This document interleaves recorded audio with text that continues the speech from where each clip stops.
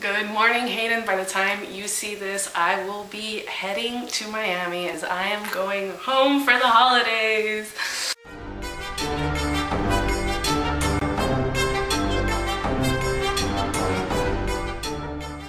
As you know, I'm from South Florida and I don't study there, so I'm super excited because I get to go and see all my old friends and I get to go to the house where I was raised. It's all so exciting and I'm so happy, even though it's going to be like 80 degrees Fahrenheit. As you know, I'm obsessed with the whole concept of home and the whole theme of home, and I have an entire blog dedicated just to the whole idea of home. And I think that if I psychoanalyze myself enough, it's because I don't feel a very strong bond to my heritage or to where I was born.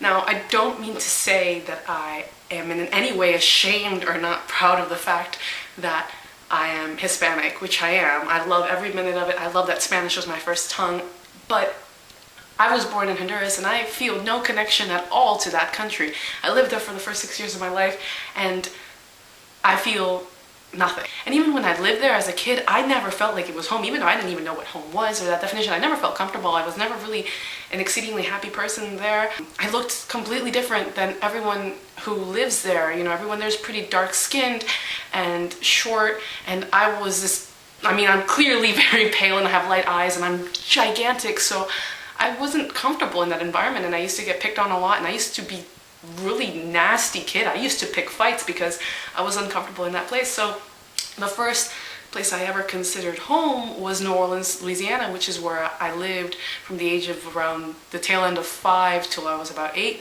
And that's what my book is kind of about. It's about New Orleans. It's about a writer who goes back to New Orleans for the funeral of his great aunt, and he just sort of envisions this whole childhood and his past and how separated he has become from that and how different his life is due to that. Now, going back to the whole theme of home, which is my whole point of this video today, through my own soul searching and thinking of that, I've realized that home is never going to be a place, which is not exactly a revolutionary idea. Home is definitely people, Home is the smile of my oldest friend when he sees me when we haven't seen each other for a long time. Home is my mother's amazing tamales for Christmas. Great aunt's kitchen in southern foggy streets during Thanksgiving. Home is jazzy street corners and raindrops. The little black box theater that I made the best high school memories anyone could ever make. Is the fact that this isn't my shirt, but I love it more than anything in the world. Home is the couch that I used to pass out at Agnes Scott. Home is you, and home is anyone that I sort of make any kind of connection with. Really, it's those moments, that brevity, it's eye contact, it's heartbeats, it's all that gushy stuff that makes you want to become a writer. And so home is extremely powerful, and I know this vlog isn't all silly and fun, but I think it's important. I think that as we get older, though, I'm not alone in feeling that material wealth and material presence and things, useless things and things aren't the reason for the season. It's people. You did a cover of All I Want for Christmas Is You, and it's like, that's it.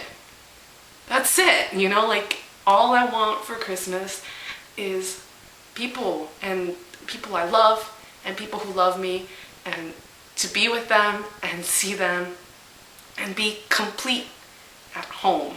I hope that you're finding home, and that your novel is going well. Word count so far is 2,500. I am freaking out because I am so behind, and I will be on the road all day tomorrow, so who knows.